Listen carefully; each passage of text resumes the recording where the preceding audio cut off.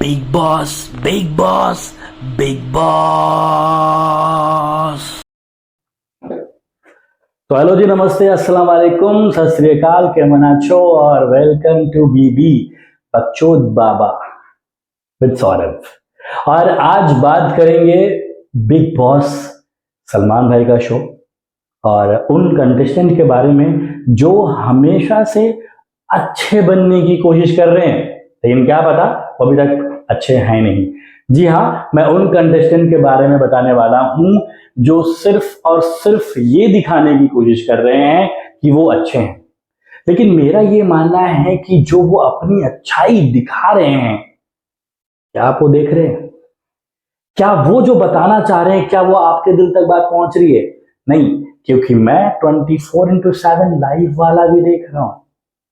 अब कुछ एक ऐसे मुद्दे हैं जिनके बारे में बात करना बहुत जरूरी है।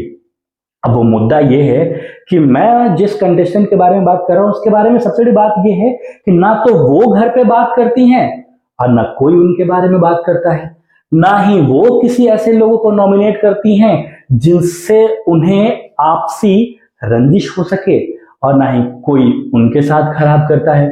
जी हाँ, मैं बात कर रहा हूं रिंकू जी की। उन 14 कंटेस्टेंट में से एक कंटेस्टेंट ऐसी हैं जो घर पे सिर्फ अच्छा बनने की कोशिश कर रही हैं। मैं आपको बताता हूं कि अभी से जो सलमान भाई वीकेंड के वॉर पे आए थे लास्ट जो फ्राइडे में, उस समय उन्होंने अभिषेक को पेला भाई, ठीक है। देन उसके बाद उस एपिसोड में अभिषेक ने सिर्फ चुपचाप से था, जो कि मैंने आपको प्रीवियस वीडियो में बताया था। उसके बावजूद अभिषेक सुधरा नहीं, वापस से वो वही बदतमीजी, वही कानाफूसी और वही चीजें विक्की भाई के साथ उसने नेक्स्ट डे करना शुरू कर दिया था। और वो बिगेस्ट लड़ाई थी भाई, जैसे सिद्धार्थ शुक्ला और आशिम रियाज, उसकी लड़ाई थी। देन उससे जो पहले वीक में जब सलमान भाई डी आए थे, तो उस समय आया था कौन? उस समय आया था हमारे एक बड़े अच्छे होस्ट करण जौहर साहब। करण साहब जब आए थे तो करण साहब ने अपनी बातों को रखा था। और आपको मैं एक चीज बताता हूं कि अभी जो ये ग्रुप है ना, वो ग्रुप जैसा हो गया है। सब आपसी रंजिश में कर रहे हैं। जैसे कल का मैंने एक टास्क देखा, उस टास्क में मैंने आपने देखा होगा कि सबसे पहले विक्की ने ऐश्वर्या का नाम लिया। विक्की, पता है विक्की बहुत जेन्युइन बंदा है, बट उसके बाद जो ऐश्वर्या का हस्बैंड है उसने नील, उसने सबसे पहले बाहर कर दिया विकी को। उसके बाद जब ऐश्वर्या आई और कहीं ना कहीं अंकिता को लग रहा था कि वो उसका नाम लेगी, वो पहले से बोले थे कि यार खत्म करते हैं उन चीजों को, क्यों हम कर रहे हैं ऐसा। और आप देखेंगे कि ऐसा करते करते करते करते एंड में देखो यार, मैं भी चाहता था कि जो ये रंजिश हो वो ना हो, क्योंकि उस आपसी रंजिश के चक्कर में ना कुछ ऐसे लोग बच जा रहे हैं जो घर पे परफॉर्म नहीं कर पा रहे हैं। अभी ना घर पे एक मुद्दा उठा है, वो मुद्दा ये उठा है जिसमें कि जो ईशा है वो चिंटू को, समर्थ को कह रही है कि तू मेरी तारीफ नहीं करता, कभी तू मेरी तारीफ नहीं करता।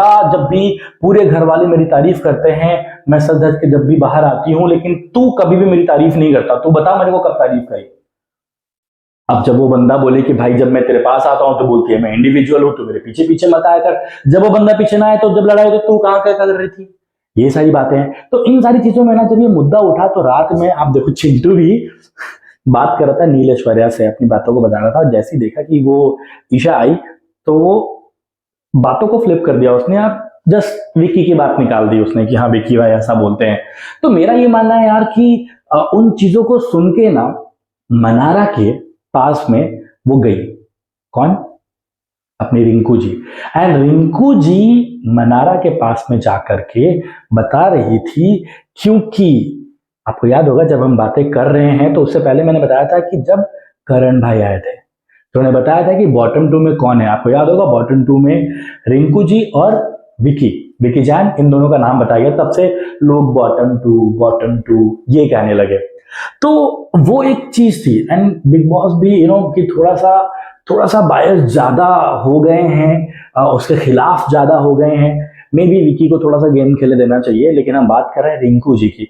तो रिंकू ना बैठ के अपनी बातों को बार बार वो कन्विंस करने की कोशिश कर रही थी। तो मनारा भी एक वक्त पे ये आके बोल रही कि यार मैं उस पर ट्रस्ट नहीं कर सकती। एंड जब मैं ट्रस्ट नहीं कर सकती किस पे, विक्की जैन पे, जब भी मैं कोशिश करती हूँ ट्रस्ट करने की तो हर बार ये लोग आके कुछ ना कुछ एक ऐसा कांड कर जाते हैं, कुछ ऐसी बातें कर जाते हैं जिसके बाद उन्हें प्रॉब्लम हो जाती है। लेकिन नया नवेला captain captain captain captain Munawar, मैं चाहता था कि या तो मुनव्वर बने कैप्टन या तो फिर बने वो विक्की जैन, लेकिन विक्की जैन का पहले पता कर चुका था, तो मैं फाइनली चाहता था कि भाई मुनव्वर बने कप्तान, और वो फाइनली बन गया। और मैं चाहता यार कि पहले हफ्ते में ही कोई भसड़ इतनी ज्यादा हो जाए और कप्तान के तौर पे नल्ला कप्तान को मिल जाए। चलो एक अच्छा कप्तान मिल गया है जो उस घर को अच्छे तरीके से चला सकता है।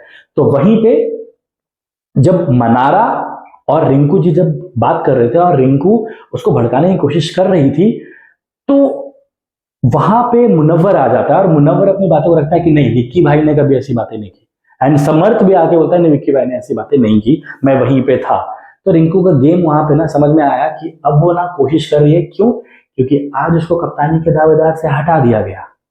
तो अब उसको ऐसा लगता है कि यार अब कहीं कुछ लोग हैं और मैं बार बार नॉमिनेट ना हो जाऊं, तो वो हमेशा बचने की कोशिश कर रही है। तो उसकी रियल जो पर्सनालिटी है ना, वो मेरे हिसाब से नहीं आ रही है। तो मेरा मानना है कि बिग बॉस को या मेकर्स को कुछ एक ऐसी तिकड़म लगानी चाहिए जिसमें रिंकू का सही गेम समझ में आए। रिंकू जी मतलब कंटेस्टेंट अच्छी हैं, बुरा किसी के साथ नहीं किया, लेकिन उन्हें कोई नॉमिनेट नहीं कर रहा है। क्योंकि क्या होता है ना भाई, अगर आप किसी को नॉमिनेट नहीं करोगे, आप उसको डर जब नहीं होगा एलिमिनेट होने का, तो वो अपनी रियल पर्सनालिटी लेके नहीं आएगा। तो मेरा मानना है कि उस रियल पर्सनालिटी को जानने के लिए एक बार नॉमिनेट होना जरूरी है, एक हफ्ते नहीं 2 हफ्ते, तब पता चलेगा कि क्या सना की ही तरह सिर्फ वीकेंड के वॉर से बचने के लिए या उससे निकल नहीं जाने के लिए, जैसे सना आती थी बार बार मंडे टू थर्सडे तक बड़े अच्छे से लोगों से बात करती थी, जैसे ही वीकेंड का वार आने वाला हो या फिर जब नॉमिनेट करने की बारी आती थी, जब वो टास्क होता था, तो उसमें फिर उस तरीके से वो आके सबसे बड़े अच्छे से बात करती थी। तो रिंकू जी का गेम तभी समझ में आएगा जब वो यहाँ पे उनको कोई नॉमिनेट करेगा। लेकिन फिलहाल मुझे नहीं लगता है कि अभी कोई उन्हें नॉमिनेट करेगा, लेकिन फाइनली उन्हें नॉमिनेट करना चाहिए। क्योंकि आपको याद होगा जब अभी 2 दिन पहले के टास्क में जब BB currency 50,000 something, sorry I am so sorry, 5,000 currency BB currency मिली थी उनको, एंड लोगों ने टिकट लेके मुनव्वर का शो देखा था। उस पे मुनव्वर ने हंसते हंसते ग्रेस बोल दिया था, ग्रेस पीरियड को, सॉरी मतलब ग्रेस टाइम, ग्रेस वक्त आपको ज्यादा मिल गया है, उसने वो कहा था क्योंकि वो ज्यादा दिख नहीं रही। करेक्ट।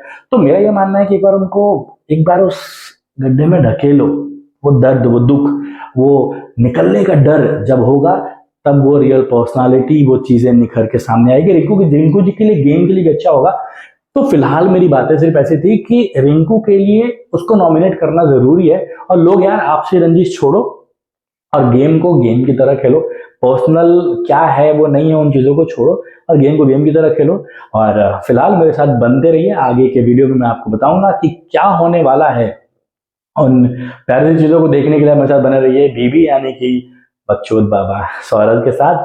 तब तक stay connected, bye bye, take care and सबा खैर, लव यू।